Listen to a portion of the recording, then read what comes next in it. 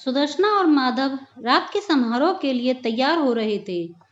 सारे राज्य में यह खबर आग की तरह फैल गई थी कि माधव, जिसे राजकुमारी से बदतमीजी करने पर उसे उम्र भर कोड़े खाने की सजा मिली थी, उसने राजकुमारी से विवाह कर लिया है। खबर यह भी फैल गई कि एक डायन आई थी और राजकुमारी को ऐसा दर्पण दे गई कि राजकुमारी का सारा रूप यौवन खत्म हो गया और वह कुरूप बुढ़िया की तरह हो गई। और आज खबर यह भी सबके मुख पर थी कि राजकुमारी पहले की तरह खूबसूरत और जवान हो गई है। ये सुनकर सारी प्रजा बहुत खुश थी। सभी राजकुमारी को देखना चाह रहे थे। सब माधव के भाग्य पर इतरा रहे थे। वैसे तो सभी को यह करिश्मा लग रहा था, लेकिन कुछ लोग कह रहे थे कि यह करिश्मा उसका निस्वार्थ प्रेम है। सबका अनुमान था कि राजकुमारी को उस दर्पण से कुछ ऐसा श्राप मिला था कि वह दर्पण देखते ही कुरूप हो जाएगी और शादी करते ही ठीक हो जाएगी। पर जब राजकुमारी को श्राप लगा तो उनसे सारे लोग दूर हो गए थे। किसी ने भी उसका हालचाल नहीं पूछा। उधर पाताल लोक से एक विषधर मानव शरीर धारण करके पृथ्वी पर आया था। वह यह देख रहा था कि सारा शहर दुल्हन की तरह सजाया हुआ है। हर किसी के चेहरे पर प्रसन्नता है। उसने एक राहगीर से पूछा, सब लोग बड़े प्रसन्न हैं, आज कोई त्योहार है क्या? पूरा नगर सजाया हुआ है। वह राहगीर उसे बड़े गौर से देखने लगा और बोला, परदेसी हो क्या भाई?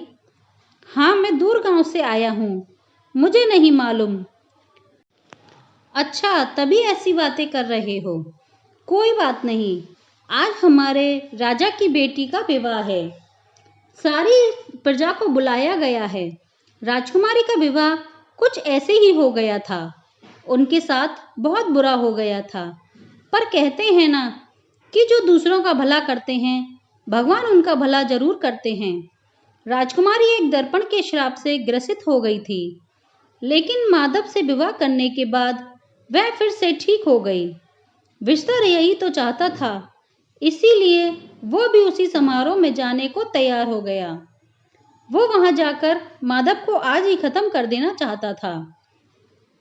समारोह शुरू हो गया था। प्रजाजन भी जी भरकर खाना खा रहे थे। सारी प्रजा के भोजन तैयार करने के लिए हजारों आदमी लगे हुए थे।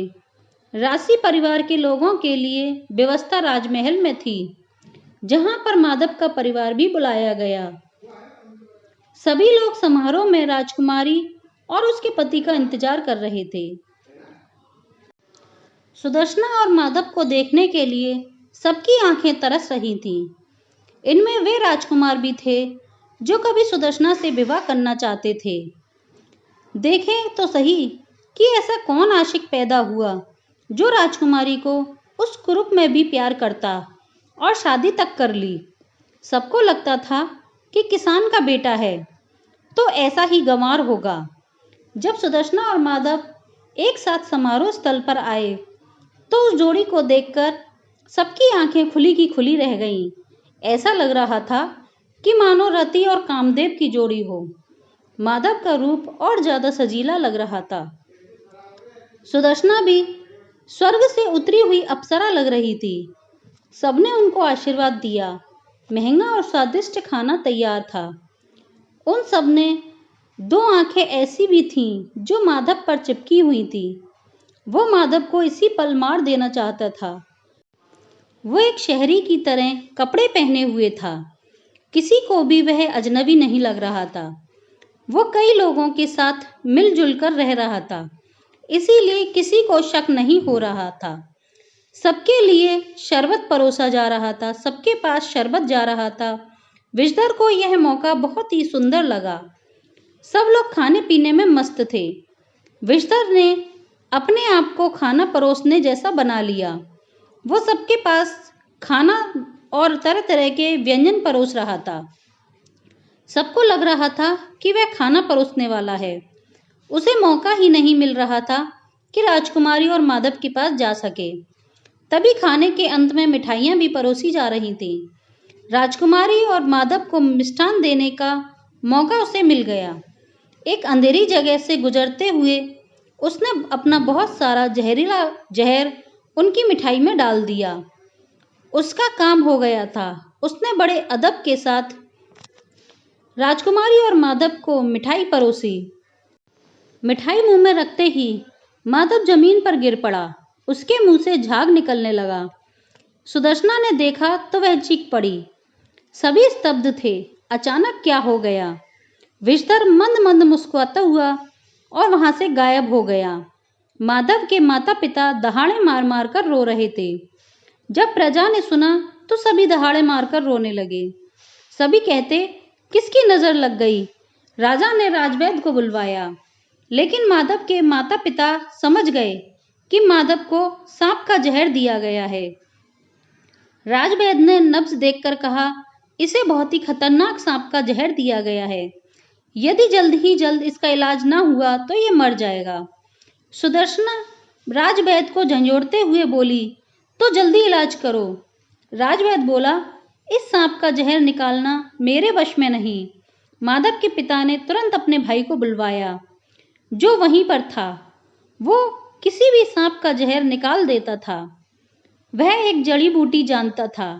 वह तुरंत जंगल गया, लेकिन जड़ी निकालते ही एक खतरनाक सांप उसके सामने खड़ा हो गया।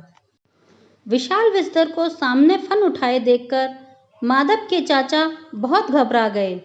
ऐसे अनुमान होता था कि जब भी वे विष उतारने की बूटी लेने जाते थे तो सांप दिखाई देता है, लेकिन इसका रूप कुछ अलग था। उन्हें कुछ बहुत बड़ी गड़बड़ लग रही थी। किंतु बूटी खाली, जिससे एक दिन तक वह पूरी तरह सुरक्षित रहे। बूटी खाने के बाद एक दिन तक किसी भी सर्प का विष उसे नहीं चढ़ता था। वह विषधर क्रोध से फुकारने लगा और मनुष्य की आवाज में बोला, इस बार तो तुम उसे बचा लोगे, पर आने वाले कुछ दिनों में वह जरूर मरेगा। लेकिन तुम उसे मारना क्यों चाहते हो? उसका मरना जरूरी है। उसने हमारी साम्राज्ञी को नाराज किया है। उसे राजकुमारी से शादी नहीं करनी चाहिए थी। अब तो तुम भुगतो। तुम्हारी साम्राज्ञी कौन? वह वाक्य पूरा कर पाता इससे पहले ही वह निकल गया। माधव का चाचा जल्दी जल्दी जड़ी बूटी लेकर राजमहल पहुंचा। उसने बड़ी जल्दी माधव को दवाई पिलाई। माधव के नीले पड़े शरीर पर बहुत ज्यादा असर तो नहीं पड़ा, पर उल्टी पड़ी हुई आंखें बंद हो गईं। सभी बहुत बुरी तरह से घबरा गए। सुदर्शना का तो बड़ा बुरा हाल था। सभी अब सोचने लगे कि क्या होगा।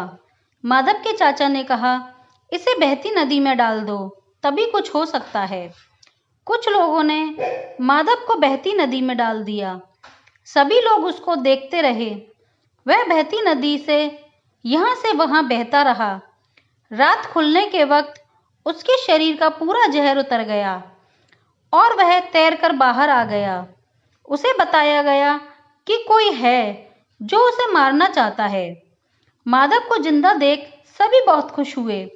सबने राहत की सांस ली, पर माधव का चाचा बोला, माधव, तुम्हें राजकुमारी को छोड़ना होगा, नहीं तो तुम कभी भी किसी भी तरह से मारे जा सकते हो। ये आप क्या कह रहे हो? सुदर्शना मेरी पत्नी है, मैं उसको छोड़कर कहीं नहीं जाऊंगा। सुदर्शना माधव के पास जाकर बोली, आप कैसी बातें कर रहे हो? माधव मुझे छोड़कर कैसे जा सकता है? वह कहीं नहीं जाएगा। मैं अब पूरा पता लगवाऊंगी कि यह हरकत किसने की। पता लगते ही मृत्यु दंड दूंगी। तुम कुछ नहीं कर पाओगी, और मृत्यु दंड तो तब दोगी जब वो पकड़ा जाएगा। अच्छा होगा अब माधव हमारे साथ रहे, ये उसके लिए ठीक है। माधव का चाचा सुदर्शना को एक तरफ ले गया और उसको सारी बात बता दी, जो कुछ भी उस विस्तर ने कही थी। यह सब सुनकर सुदर्शना सन्न रह गई। उसे समझ में नहीं आ रहा था कि क्या करे। उसे माधव से अलग नहीं होना था, पर वह भी नहीं चाहती थी कि माधव उसकी वजह से मर जाए। उसकी स्थिति मुंह में रखे छछूंदर जैसे सांप की हो गई थी। उसने फैसला किया कि वह माधव को छोड़ देगी। उधर कुरूपी का क्रोध दिन प्रतिदिन बढ़ता जा रहा था, क्योंकि एक तो उसका सेवक माधव को नहीं मार सका और ऊपर से दर्पण का भी कुछ पता नहीं चल रहा था। वो अब ऐसा कुछ करना चाह रही थी कि राजकुमारी कभी भी अपना रूप वापस ना पा सके और वह हमेशा जवान रहे। इसीलिए वह अपने साधक को बार बार कहती कि जल्दी से कोई उपाय निकालो। उसने अपने उस विषधर सेवक को बहुत बुरी मौत दी, उसे नरक की यातनाओं के हवाले कर दिया। उन्होंने पल भर में उसे कंकाल में तब्दील कर दिया। सुदर्शना ने माधव को आज शहर घुमाने के लिए कहा। माधव के लिए सबसे सुंदर घोड़ों की बग्गी सजाई गई। दोनों बहुत ही सुंदर लग रहे थे, बिल्कुल लक्ष्मी और नारायण जैसी जोड़ी लग रही थी।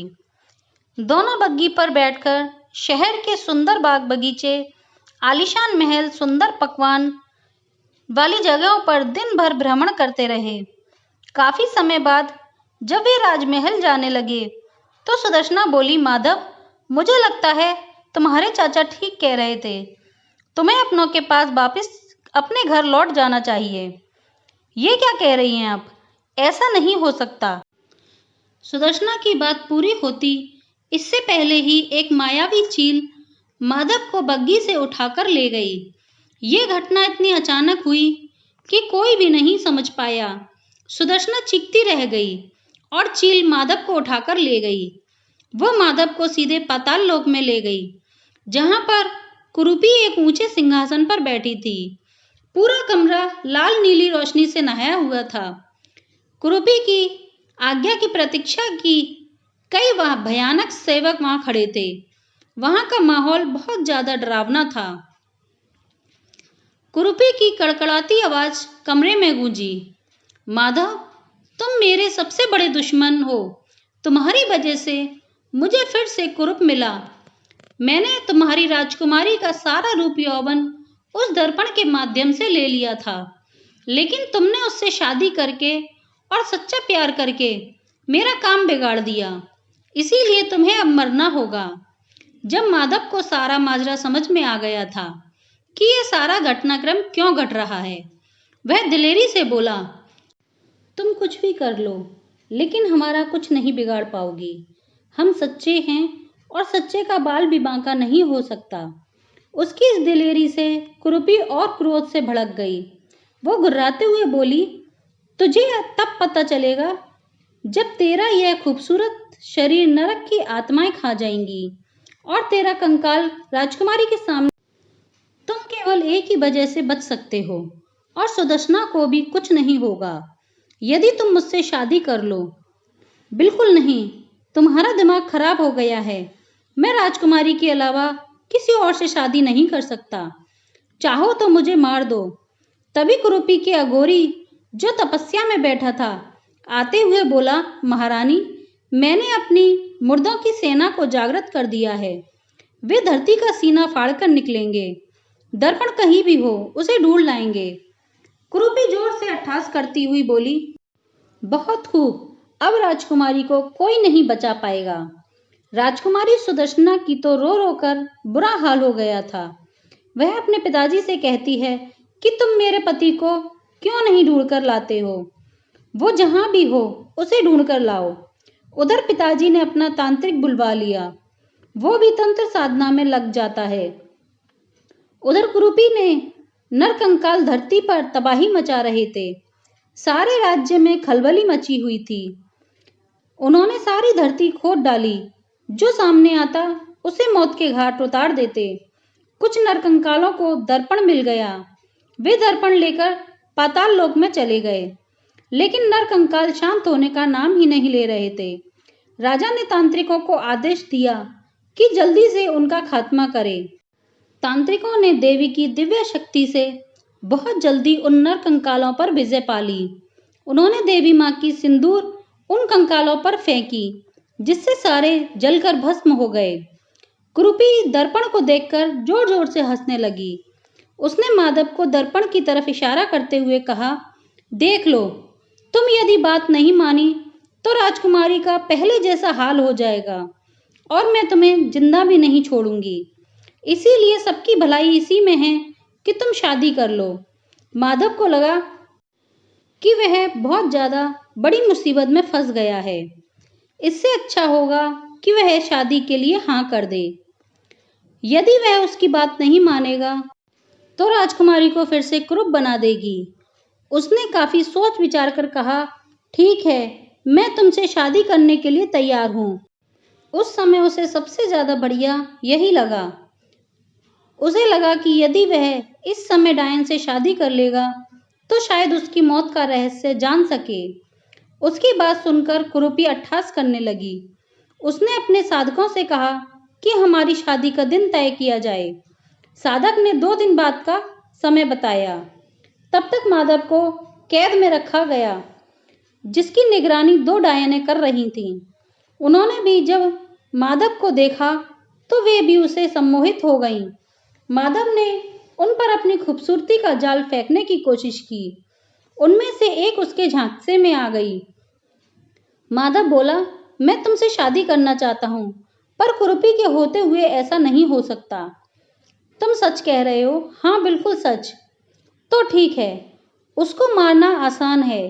यदि सच्चा इंसान बिन ब्याहे उसके शरीर के किसी भी हिस्से पर हाथ लगाएगा तो वह जलकर राख हो जाएगी। इसीलिए तो वह तुमसे शादी करने की जिद कर रही है। शादी के बाद तो वह अमर ही हो जाएगी और हो सकता है कि उसका रूप यौवन भी वापस आ जाए। इसीलिए तुम्हें शादी से पहले उसे छूना होगा। अब माधव इसी उधेड़-बुन में लग गया कि वह उसको कैसे छुए। कुरूपी उसे रोज देखने आती थी। शादी के दिन भी वह देखने आई। शादी के लिए उसे पाताल भैरवी के पास लाने के लिए कहा गया। उसको नहलाने का आदेश दिया गया। उसने कुरूपी से कहा, पाताल रानी, मैं तुमसे कुछ कहना चाहता हूँ। यदि नहीं कहा तो फिर शायद कभी नहीं कह पाऊंगा। तुम्हारी और हमारी शादी भी ना हो सकेगी। कुरूपी को शक हुआ, किसी ने कुछ तो नहीं कह दिया या किसी ने कोई ऐसी बात तो नहीं बता दी जो मेरे अनिष्ट का कारण बने। इस उधेड़-बुन में वो यह भूल गई कि मुझे अभी इससे दूर रहना है। वो अपने सिंहासन से उतरी और सीधे माधव के पास पहुंची। माधव को यह मौका सबसे बड़ा मौका लगा। उसने कुरूपी की गर्दन पकड़ ली। गर्दन पकड़ते ही वह आग के शोलों में तब्दील हो गई। उसके साथ पाताल लोक की सारी सेना भी धू धू कर जलने लगी। उसे वहां से पक्षी के समान बड़े-बड़े जीवधारी उड़ते हुए नजर आए। वह उनमें से एक की पीठ पर बैठ गया। कुरूपी की सारी सत्ता मलबे में तब्दील हो गई। माधव पृथ्वी लोक पर आ गया। वह उसकी पीठ से उतरा और राजमहल पहुंच गया। माधव को पास आया देख सुदर्शना की खुशी का ठिकाना ना रहा। अब दोनों हंसी खुशी एक दूसरे के साथ जीवन बिता रहे हैं।